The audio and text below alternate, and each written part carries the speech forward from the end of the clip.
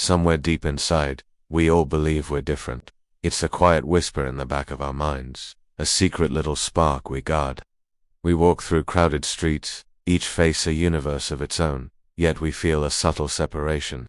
We see the world unfold, a grand, chaotic play, and for a moment, we imagine ourselves as the main character, the one for whom the story is truly written. This feeling, this quiet conviction, it starts so much earlier than we remember. Do you recall what it was like to be a child, when the world was a sprawling playground and time stretched out like an infinite golden ribbon? We ran until our lungs burned, not from exhaustion, but from pure joy. We looked up at the vast, endless sky and felt just as limitless. The sun seemed to shine just for us, painting our days in warm, hazy light. Back then, death was a concept from storybooks, something that happened to ancient kings or distant stars. It was a fiction. We believed, with the unshakable faith of the young, that we were immortal. The story of our life had no final page. It was a feeling of permanence, a beautiful, fragile illusion that we were a constant in a changing world. As we grow, that illusion doesn't vanish. It just changes its shape. It becomes more sophisticated. We hear stories on the news, tragedies that strike without warning. We scroll past headlines of accidents, of loss, of lives suddenly cut short, a flicker of empathy, a moment of sadness, and then a quiet, internal sigh of relief. It happens to them. It happens to others. Not me. Not my family. We build invisible walls around ourselves.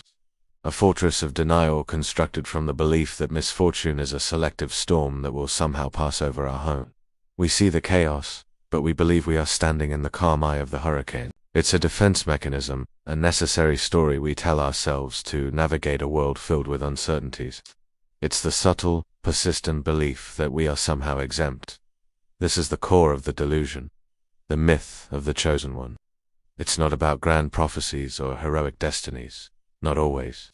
It's a quieter, more personal belief. It's the feeling that when the chips are down, the universe will bend its rules just a little bit for you. We see ourselves in the mirror and, for a fleeting second, see a reflection that is more than just ordinary. We imagine a spotlight finding us in the darkness, singling us out. This secret narrative whispers that we are the exception to the rule, the one who will succeed where others fail, survive where others fall.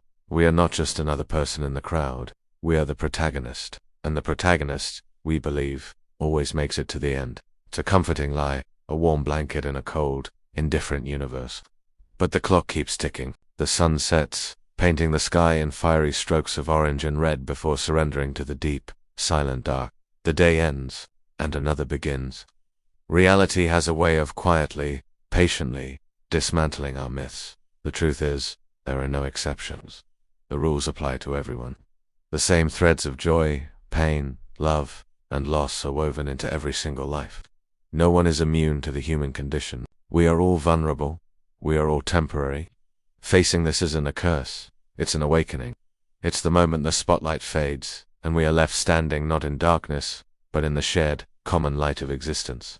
It's the moment we finally understand, and in that understanding, we find a new kind of power. We let go of the fantasy of being chosen, and instead, we embrace something far more real, far more meaningful: responsibility. We are not chosen to be saved from life's challenges. We are responsible for how we face them. We are not chosen to be special. We are responsible for creating a special life, one filled with kindness, with purpose, with connection.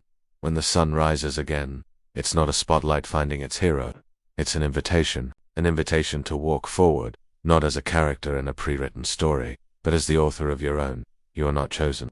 You are responsible. And that is where your true power lies.